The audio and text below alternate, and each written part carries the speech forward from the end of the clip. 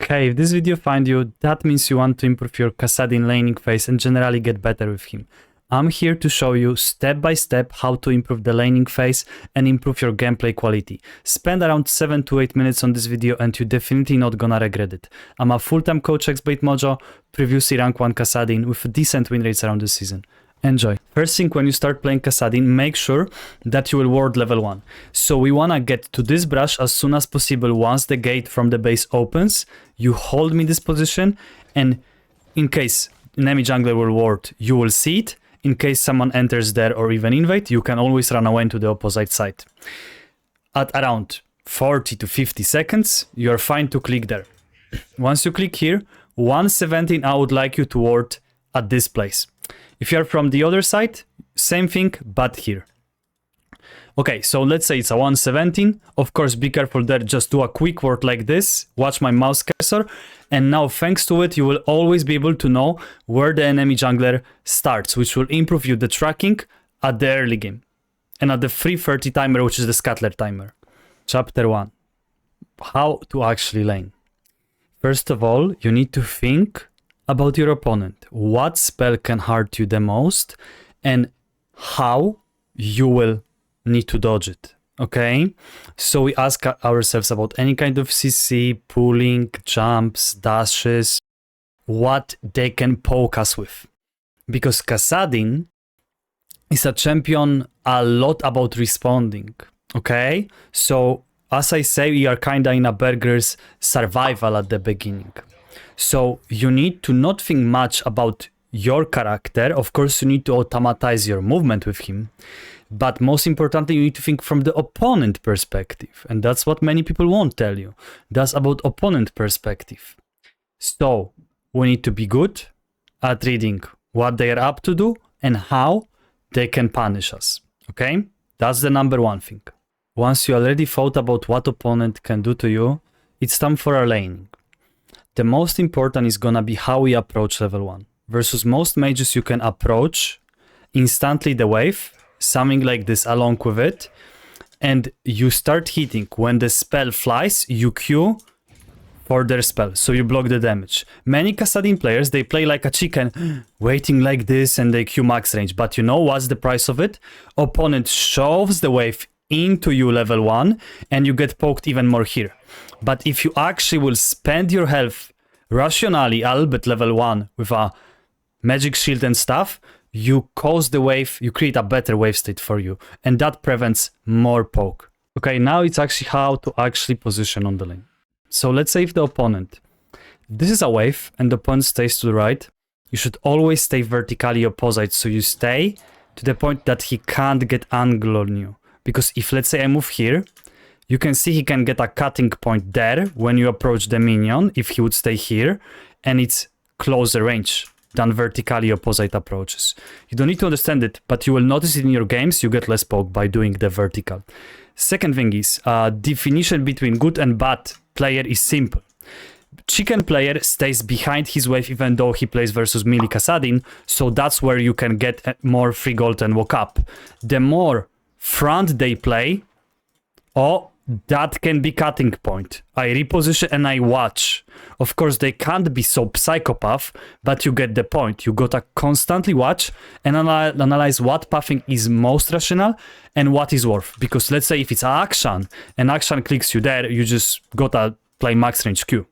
Yeah? So we constantly watch their movement, we look for the gaps to secure the CS well and be efficient at the beginning of the game. Till level 6, your main job is to get the most CS possible by using your spells efficiently. We don't use the spells just to blindly poke the opponent because you can't kill him anyway. You are D-Shield or Dark Seal, but your chance of killing someone before level 6 is way too low. So you use all of the spells to get the most gold possible for the first base, which is gonna be preferably a Blasting Wand. Because with a Blasting Wand, you get pretty heavy level 6 go-ins and trades, okay? Many people just poke, press randomly spells, they lose CS for free. That's the bad thing. It's natural that your first teleport is gonna be used just to TP back to the lane once you were too low. But really important tip is, okay, if you play versus person that pokes a lot, then don't rush with using the potion if they can't one-shot you, because Doran's shield heals you more the lower health you are. It heals you missing health. If I hold shift, you can read it. Heal after taking damage is based on your missing health. And single target spells heal you more than area of effect. So for example, Oriana Q gives you less healing than getting a damage from point and click. A big concept that many students actually struggle is your reaction from this click to this click. Because you will often want to commit to the click, but opponent is gonna be reacting really well to you clicking, so you need to get good at cutting the click. So basically cancelling it, yeah? You can either do it with S key or just get back. Same, let's say Pantheon walks into your range, you need to cancel it, yeah? You can try, but you need to react with the click. And the response time between one to the second click matters so much. The hardest moment is gonna be when in the early game they will pull the wave into this area.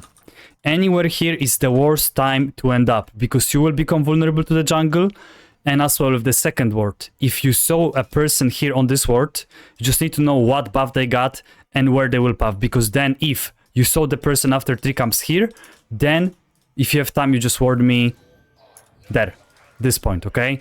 And now, about back to the topic. If you end up here, most likely you will need to stay in XP range, especially versus AD matchup, because Yasuo, Yone, actions they like to pull, they just will bully you. So preferably you wanna maintain the wave in your safe zone there, and that's the most optimal. If you ever get pulled here, that's not so bad versus a mage and versus melee AP, but versus AD champs, especially ranged, that becomes really scary. So you need to at least make sure that you know the enemy jungle tracking. That's really, really important. From the 6, it gets easy. Okay, you got in level 6, you got in your blasting wand, you got in some refillable potion, let's say. Good. Let's put the wave on the center right now. And if you wonder how to trade and when to actually go in on the mage matchup, ranged mage matchup, there is option if they outdamage you at the beginning and you don't have much space to rift talk on the top of them. The basic trade is, let's say if the guy is here, then you stay like this and you just wanna do max range EQ poke with a rift talk as a gap close. That's your base and the safest trade to ever do against anything. EQ poke, rift talk, gap close, okay? Memorize it. Once the condition of going inside of them is rather they are lower than you, or you have enough space to run them down, because versus mage matchup, you have a faster cooldowns than most of the mages, especially your rift talk. So if you can get a good go in here on the top, and your CDR is not bad, slash you have decent amount of AP, then you commit right there with the first rift talk, do full combo, and then you can try to run them down. Around this area of the turret you usually win, but if the wave gets too big, then you can't usually force an inside trade, and you usually can't really do the EQ poke that I showed you, because you need to receive the wave, you can't ignore the wave. So the best moment to do EQ trade is once the wave is even. Then we start looking for that. Important things to remember.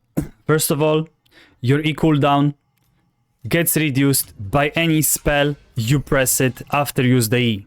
So you can get it in clutch in a certain combo, certain go in, so you don't have to wait for it if it's 2 seconds, for example.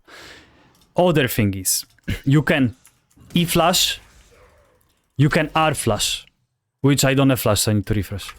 And you can R flash. Need to master this tool on a practice tool, that's a must have, you probably know that, that's obvious. Auto W, boom. Need to be smooth. Okay, show me full combo, Mr. Mojo. Simple. And now do it faster. Yeah, but I did that slower. Rift Walk, Auto W, EQ, for example.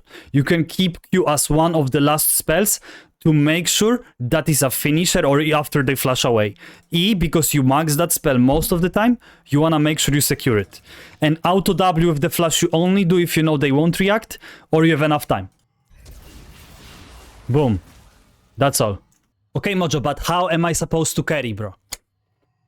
If you can't beat the opponent on a lane, or you just gotten good amount of wave clear, they got good amount of wave clear, you guys can't fight each other, he plays 2 chicken, 2 pussy, receive the wave, let him push, receive it, slash you shove, and he receives, and you get time between the wave. The faster you push, the more time between the wave. Okay, so if the wave on the map is here, you get this amount of time to look for the potential roam to bot, to invade enemy jungle, to get a prio for objective, all of that together. So the only thing you need right now is that you need to think 80% on a minimap, 20% what's in front of you. And that's the key to League of Legends, being proactive. Proactivity is a key. You have 4 things to choose: roam, tempo reset, invade, objective prio, stuff like that. Yeah, away from freezing on opponent, stuff like that, because we are talking here about 8 to 10 minutes of the game, where it's more about how am I supposed to convert the lead if I'm ahead or I get the priors. Thank you for watching. It was Coach xblademojo. If you want to see more of the stuff, check my YouTube channel for more in-depth educational knowledge.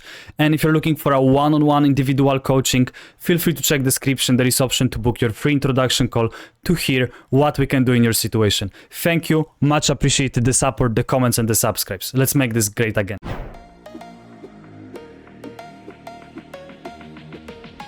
I want to take a second to recommend working with xblademojo, who's been a terrific coach. I've worked with a lot of coaches over the years. xBlade is far and away one of the best. Thanks for teaching me so much, Mojo.